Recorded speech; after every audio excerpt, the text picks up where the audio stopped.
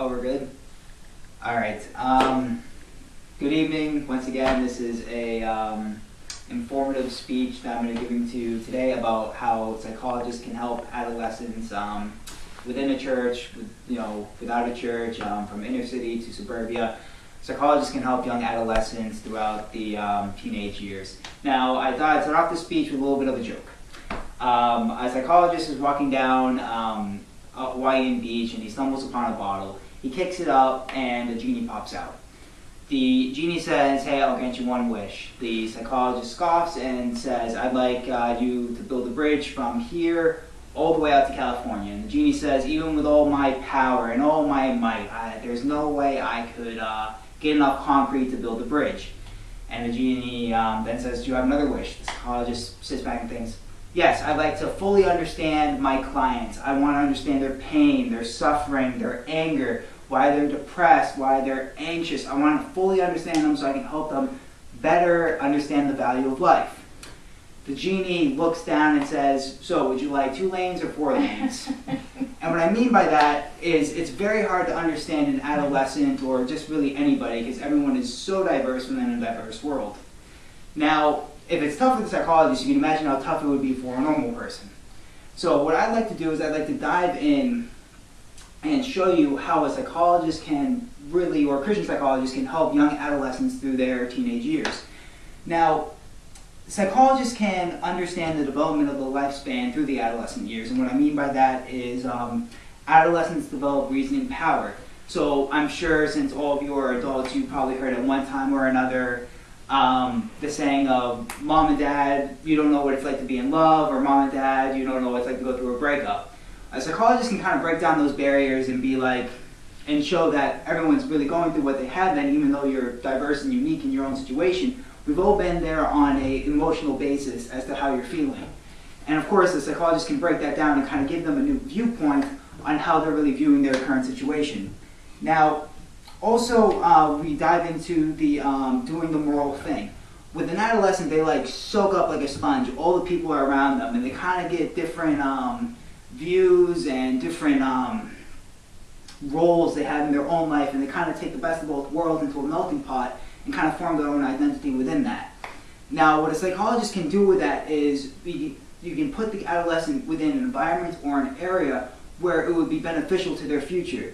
Now, that's why I bring in the Christian psychologist viewpoint, because if we can bring them into a church and bring them around people that would really better their future instead of hanging out with questionable characters, we can help kind of guide them in that way. And that'll be another theory I'll be diving into later on in the speech. Also, the next point I want to make is the identity versus role confusion. Teenagers need to form their own identity to define who they are. And there are 2 different ways that they can do this. It would either be traditional, where they would take up the values of their parents and kind of follow in their role, or they'll do the exact opposite and do the and join a group or someone where they can form an identity with them, and it'll kind of be to rebel against their parents. It can happen either way. Now, psychologists can both curb their appetite for which one they have and really help put them on that right track. Now, the next point I want to make on how they can really help adolescents, again in suburbia or in an inner city, is they can determine if a child has a psychological disorder that may be difficult for a parent or, again, like an aunt or an uncle to really determine if they have one. Some of the disorders that they can determine is like depression, anxiety, bipolar disorder, schizophrenia, personality disorder, just to name a few. And they can really help bring it to like a psychiatrist who can really help them with medicine and give them the attention they deserve.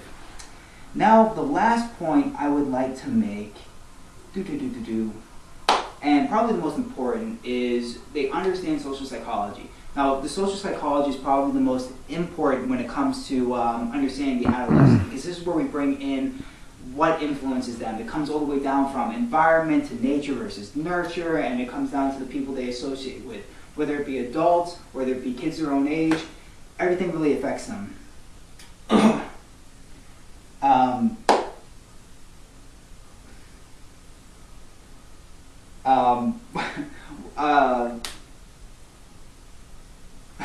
One point I like to make within this, and just really the only point for social psychology, is dealing with conformity and then identity crisis.